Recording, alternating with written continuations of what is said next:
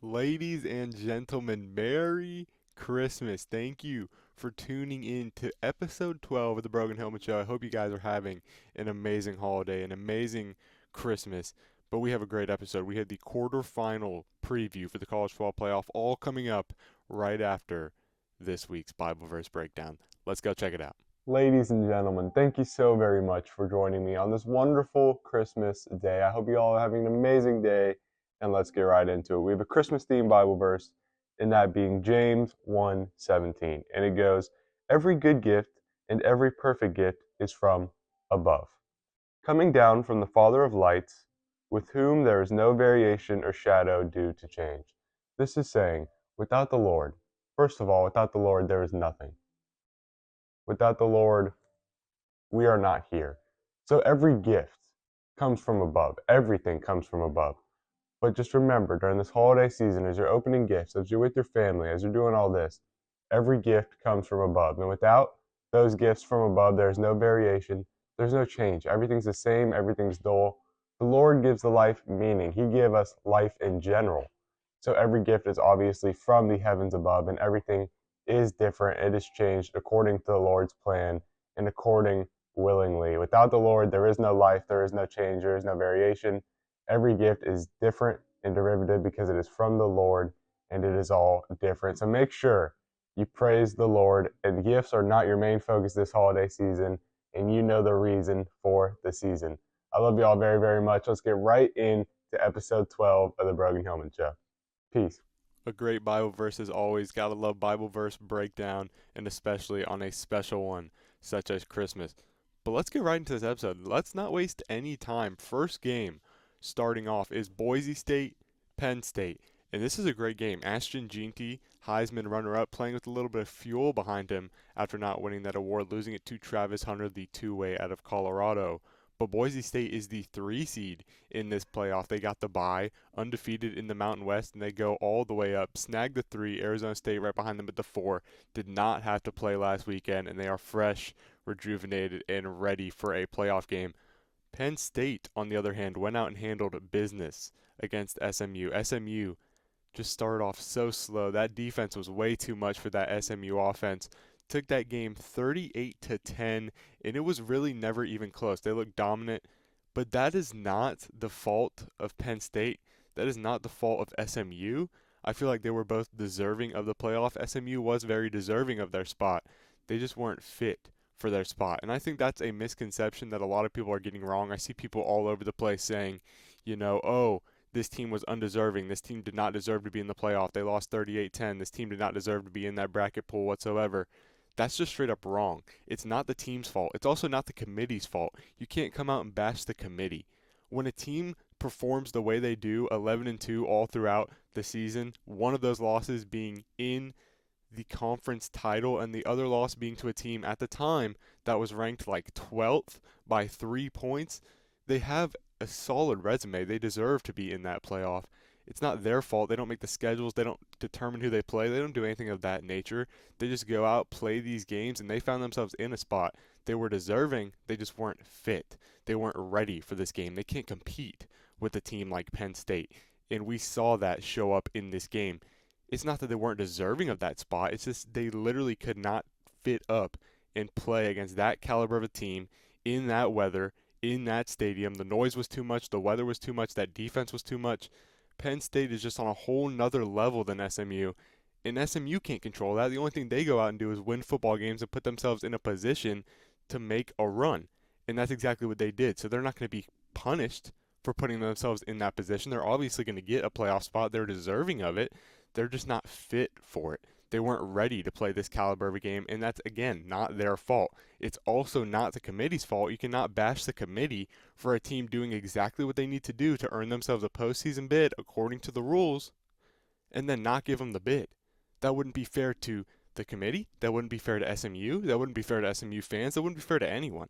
We already saw this type of controversy. Expanding the 12 is exactly what everyone wanted to avoid that controversy. Now you want to bring it back in? No, SMU was deserving of the spot. They just weren't fit for it. They just weren't ready for this game. They're just not the caliber of a team that Penn State is. So you can't get mad at the committee. You can't get mad at SMU. You can't get mad at anyone except yourselves for being too arrogant to see that SMU was deserving. They just weren't fit. So I hate the argument that it's the committee's fault or it's the team's fault, because it's not. Neither one of those are true. It's the fans' fault for expecting a super high scoring game between Southern Methodist and Penn State. It's not going to happen. Penn State is just a whole different caliber team, and that was something you could expect going into that game. So again, it's not the committee's fault. It's not SMU's fault. It's no one's fault. It's football. The more teams you expand into the playoff, the bigger the skill difference is going to be from the top to the bottom. That's just nature. The original 4-team playoff was this 12-team playoff semifinals. So of course the first round might not be the most exciting round in the world. Of course you might see some hiccups, you might see some duds. That's going to happen. It's the first round. That's like making the argument that March Madness is a terrible tournament because Kansas goes out and beats Eastern Tennessee State by 40 points. That's expected to happen. That's the result that you expect going into that game. You can't get mad at these teams for putting on that performance. You can't get mad at the committee for laying out the tournament in that style. That's not their fault. The only thing that happened was Penn State went out and played to the caliber of football they should have and took care of an SMU team that they should have taken care of. That's all that happened. And I think Boise State poses a much better threat to Penn State than SMU ever did. I just think SMU had a cupcake schedule in a conference that was very, very weak this year. Didn't have to play much competition until the ACC title game. We saw how that went, and then they went and they got battered by Penn State.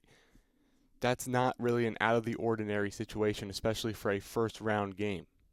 But I do think Boise State is deserving of being a higher seed, maybe deserving of a bye. I mean, yeah, they did exactly what they needed to. Finish the season 12-1, perfect in the Mountain West. Only loss was to Oregon by 3, who's been ranked number 1 majority of the season. So I think this game's going to be a lot better than Penn State SMU. I think this will be a game that comes down to the third, fourth quarter, and they're going to be fighting, exchanging blows, especially like what we already mentioned, Ashton Jeanty running with a little bit of authority and doing what he has to do after being snubbed of what he rightfully thought was his Heisman Trophy. So I believe this game is going to be much, much better than SMU Penn State ever was. And I believe this could be a 4-quarter game. This could be an overtime game. If they keep it close, if this Boise State offense that we've known to be so explosive and so good all year comes out and performs, this could be a great game down to the wire final minutes. I mean, but if Penn State's defense comes out and they play the way that they've been playing all season, they have 2 losses. They are 11-2 on the season.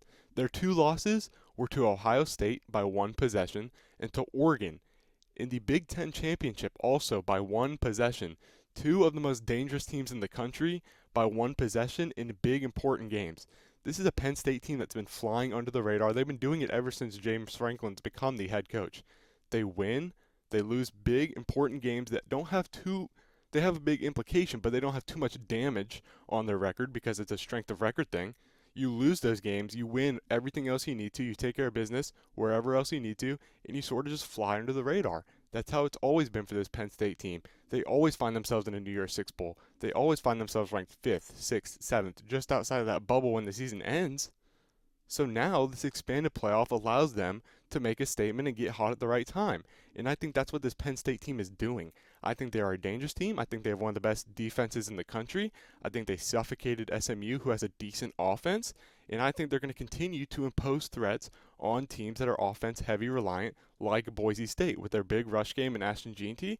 I think a defense like Penn State has the ability to slow him down and stop him completely and just take him out of that game and win this game convincingly in the second quarter. I think it'd be a type of game that Penn State's defense comes out and they just make an absolute statement. Ashton Jeanty, 30 rushes, 50 yards, something criminal like that. I think Penn State has the capability on both sides of the ball to make this a lopsided game very fast and get out of hand to the point Boise State never really has a chance to get back in this thing. But I also think Boise State's caliber of a team has a chance to come out and pose a threat on Penn State's defense. Ashton Jeanty breaks 2 rushes right away, and they blow the top off this game. I think it's a chance for either of these things to happen. It's the Fiesta Bowl. Boise State has some good history in the Fiesta Bowl. These teams are just fit up. They're ready to play. It's the quarterfinals, and it's going to be a way better matchup than we ever saw in the first round. I think Penn State, Boise State has potential to be an amazing game, and I also think it has potential for Penn State to come out, be one of the best, most dangerous teams in the country, completely eliminate that offense, and go out and take care of this game in 2 quarters, maybe 3. It could be either type of those games. I personally, hear me out, between these two type of options, I think these are the only two we're going to get, and I think the one we will get, mark my words right here, right now, I think Penn State is going to eliminate Boise State's run game completely. I think Ashton Jeanty's not going to be able to get anything going on the ground. I think Penn State's going to fit up. They're going to fit up in pass lanes. They're not going to allow anything through the air. They're going to fit up in the run gaps. Ashton Jeanty's going to go nowhere. Their backup's going to go nowhere. I think Penn State has a commanding 4-possession lead going into the half, and I think they just ride out that momentum throughout the 4 quarters of the game. Penn State wins this game by 4 or 5 possessions, making a statement, advancing into the next round, facing an interesting team in either Georgia, Notre Dame, whoever they have to face off after this.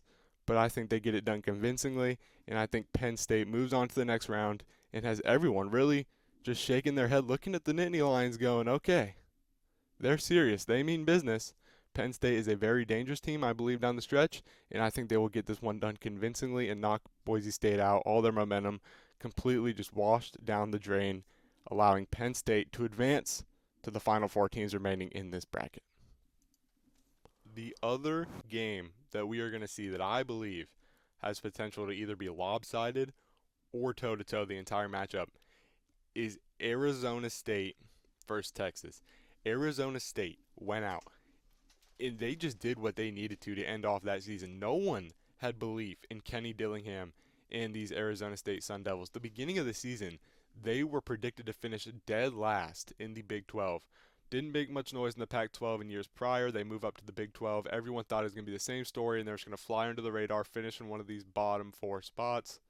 And they did the exact opposite. They came out and did exactly what they needed to, played these impressive matchups, got big wins. They beat Utah on the road. They beat a bunch of these other big conference opponents no one thought they had a chance against. And Cam Scatabo made a statement down the stretch saying, hey, if I wasn't in your Heisman contention at least, you're wrong, because he looked like one of the best running backs in the country, and he was getting stuff done. He was electric. He was dynamic. He was making moves, breaking stuff down the line, down the stretch. It was very, very impressive to watch. And for Arizona State, I made something very, very special for them to emulate their success, and I want you to check it out right here, right now. Take a look at this Arizona State edit. Weezy out of here. Weezy out of here.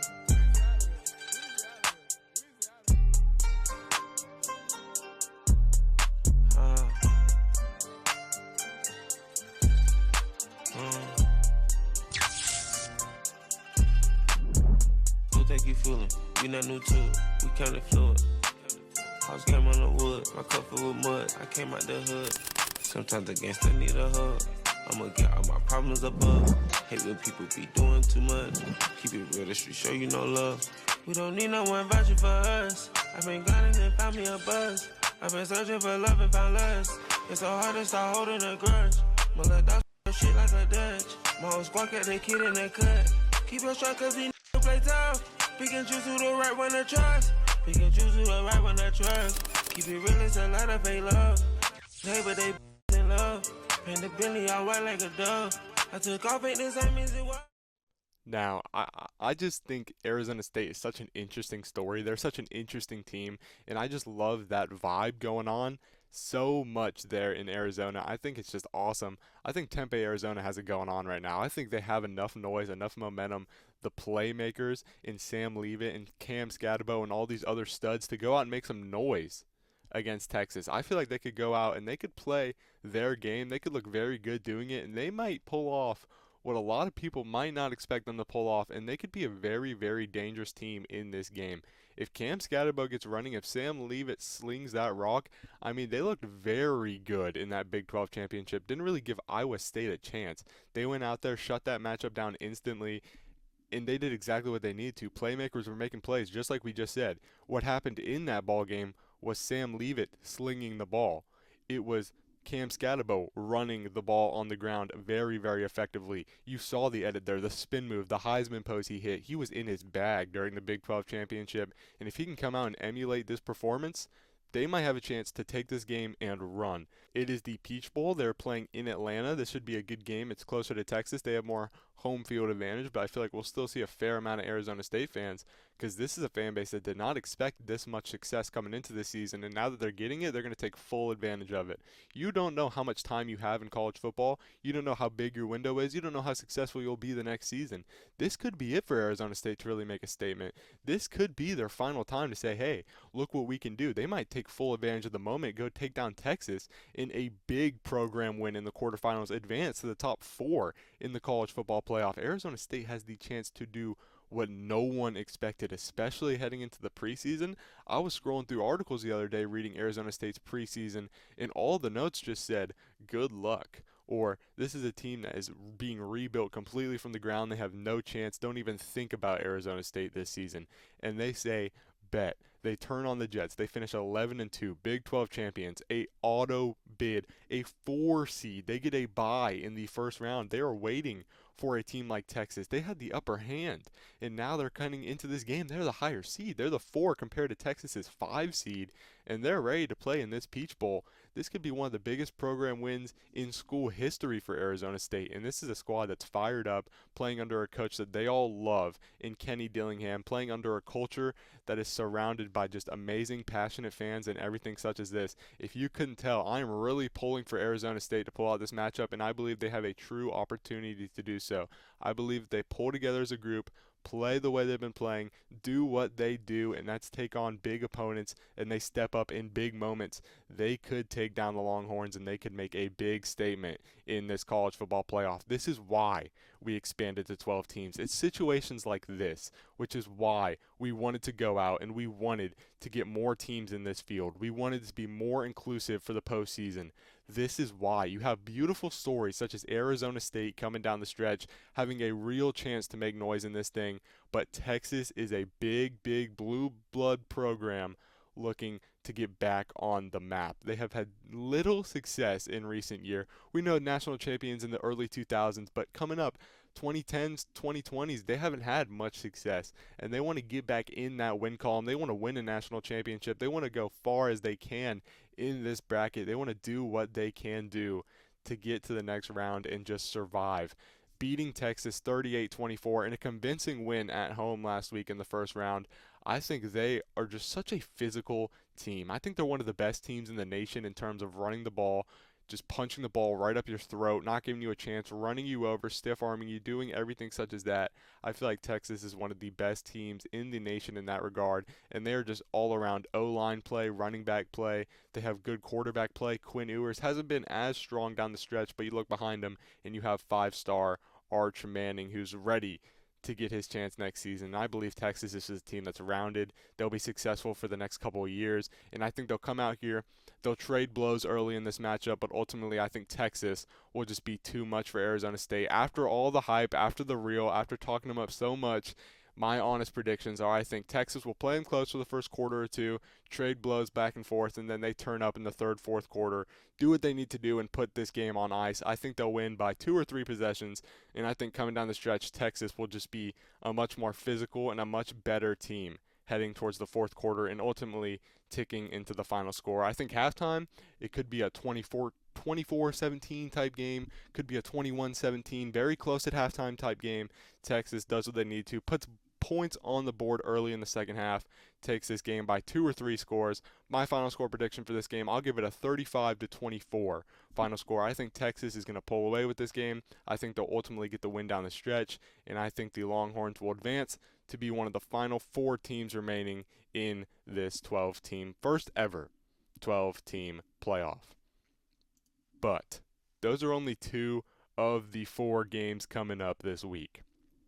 The third game we have is the Rose Bowl.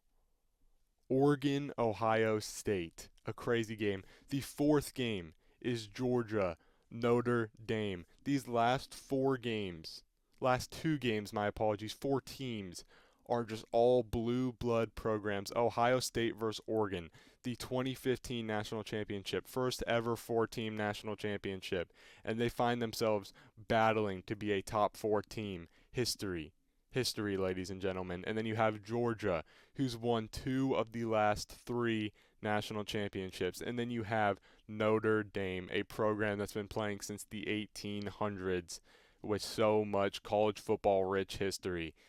You just can't draw it up better than this. The Rose Bowl, two historic programs that faced off in the first ever four-team national championship, and then you have the Sugar Bowl featuring two-time national champions in the last 3 years, and Notre Dame, a program with just so much history. You cannot write it up better than this, but we're going to look at the Rose Bowl here first.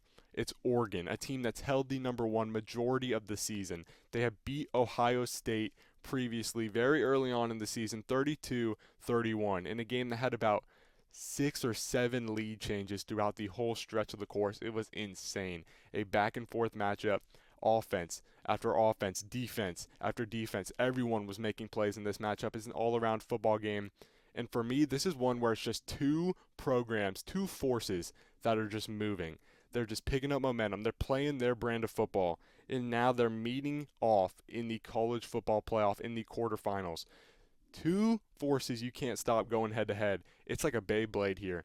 This matchup is just like a Beyblade. You got two fast programs, two physical programs, two programs with everything to lose, two programs that have played so solid all the way down the stretch. And I truly believe the national champion is coming out of the Rose Bowl game. I truly believe whoever comes on top in this matchup wins the whole bracket. I think your 2025 national champion is your 2025 Rose Bowl champion. I believe whoever wins this game between Ohio State and Oregon has so much force. Whoever the Beyblade is that survives is just going to keep on spinning their way through the national championship, keep on spinning their way through Georgia, keep on spinning their way through Atlanta as your 2025 national champion. And in my books, here's my bold prediction for the Rose Bowl. It's the game you think it's going to be. It's the instant ESPN 300 Classic. It is the instant Rose Bowl highlight reel. You turn on YouTube, first thing you see is Rose Bowl 2025 highlights. One of these games you're going to be talking about for years. I'm hyping it up this much because I believe it has this much at stake. Ryan Day and his Buckeyes just went out and won 42-17 against a Tennessee SEC program that was excited for their shot. They thought they had everything in front of them. They had freshman Nico Iamaleava just starting, ready to go in that matchup, and they go out and they dismantle them. They beat them 42-17. They look like the best team in the nation. Everyone thought Ryan Day's job was on the line, and he goes out. Ryan Day says, watch this. He puts up 42 against Tennessee. He keeps him out of that game completely. He dominates the Volunteers, and now he rolls on for a rematch. He can really plant his stake here. He can say, this team, the number one consensus team that beat us earlier in the year, they have to play us again, and they don't want to do that. They're going to come out here, and I believe Ohio State is going to put up a statement game. I believe they will get rolling off the jump. I believe all 4 quarters they will keep pushing the gas pedal. They'll keep playing great football, and they're going to come out on top of this game. I believe they're going to win 45-35. I believe this is going to be a game back and forth until about the end of the third, start of the fourth. Ohio State makes key plays on defense. Ohio State keeps doing what they need to do. They play physical. They make great plays on both sides of the ball. Offense, defense. They do exactly what Ryan Day draws up to do. It's a great coached game. It's a great executed game. Ohio State makes big plays down the stretch. They ice the game late. They take this one 45-35.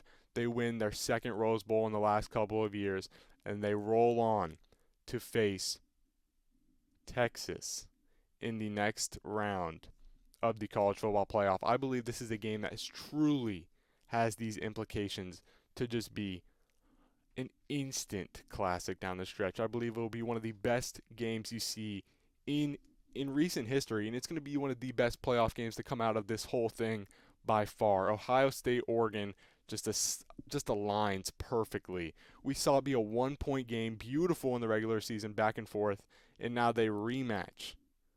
The very first national championship in the 4-team playoff rematches in the quarterfinals to reach the top 4. That's just poetry to me. That just writes itself. That's just amazing, and I believe this is going to be one of the best games we see in a while in college football. Instant classic. Ohio State comes out on top, and they roll all the way to the national championship. I believe they win that national championship, and I believe Ohio State once again reigns that trophy. Ryan Day eliminates any doubt of his coaching tenure there in Columbus, and I believe your Ohio State Buckeyes just look absolutely amazing. This is a team we're looking at preseason, and we were saying they have the most talented roster in the nation. They have the best squad. They have just the best unit. They have so many recruits, so many guys. Caleb Downs transferring from Alabama.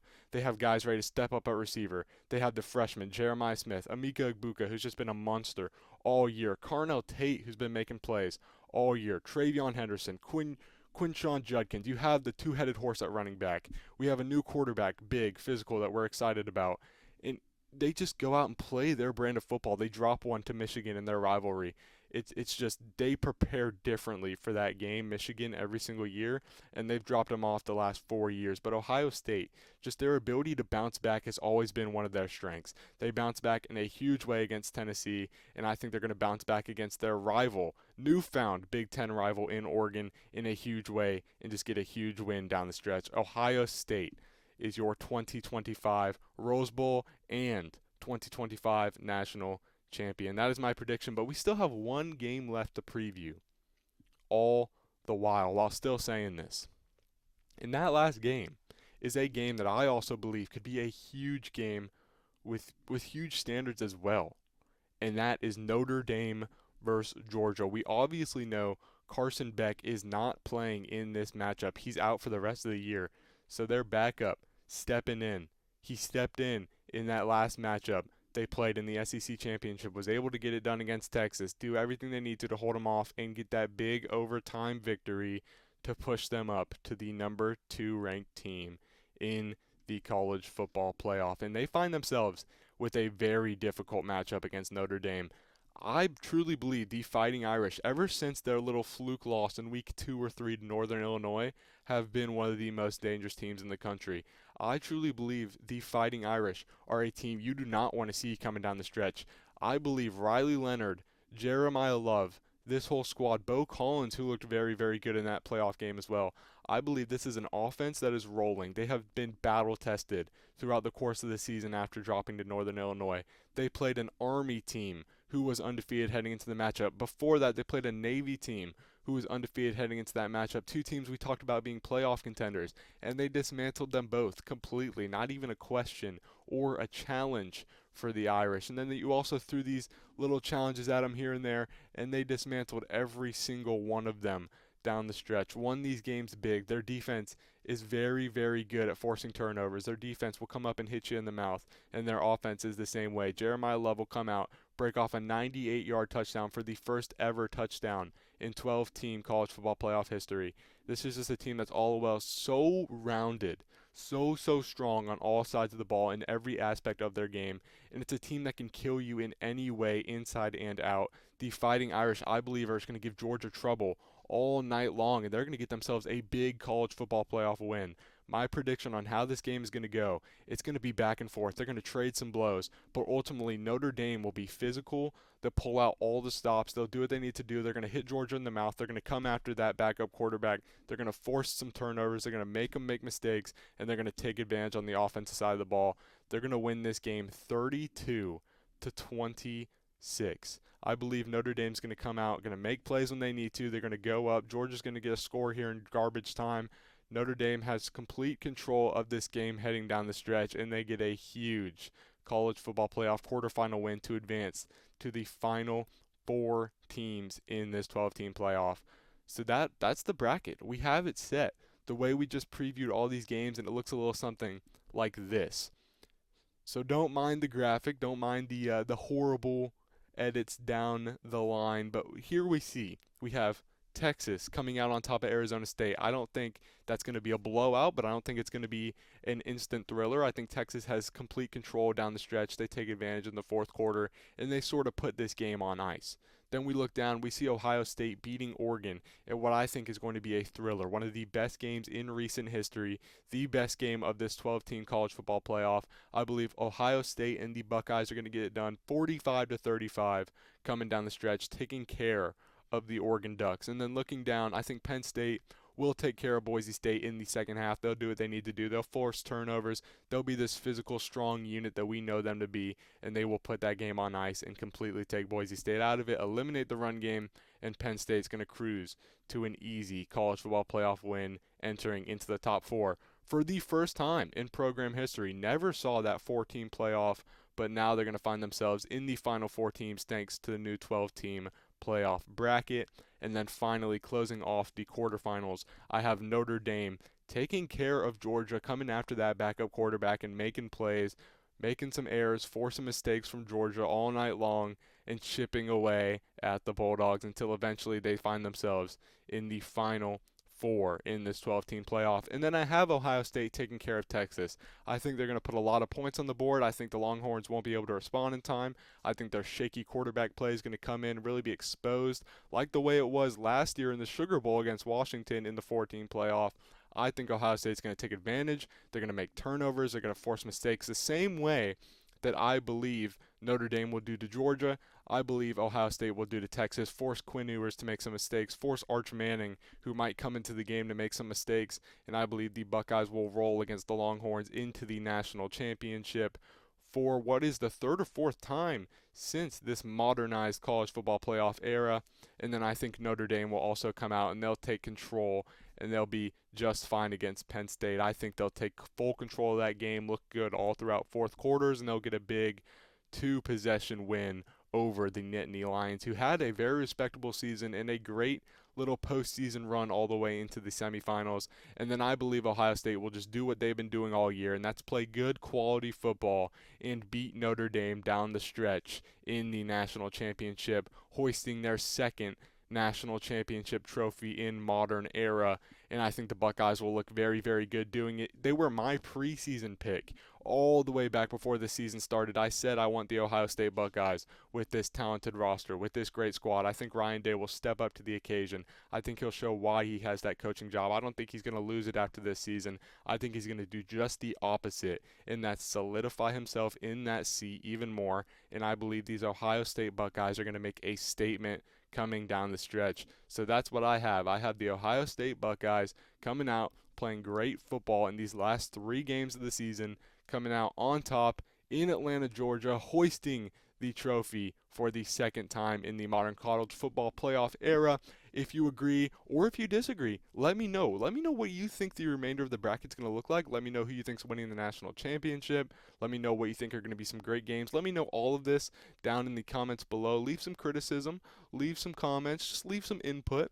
Also follow the socials because we will be posting any edits like the Arizona State edit you saw earlier. Any graphics I make over on the socials at BROGAN HILLMAN, Instagram, TikTok, all that good stuff, Twitter as well. So it's the same name on all socials. Go follow the socials, and most importantly, subscribe to the show to keep it free. I love you all very, very much. Thank you for tuning in to BROGAN HILLMAN Show episode 12. I love you all very, very much. Merry Christmas, happy holidays, stay safe, but most importantly, keep God number 1. I love you all very, very much. Hope you have a happy holidays, and I'll see you next Wednesday for episode number 13. I'll see you guys then. I love you all very, very much. Peace out.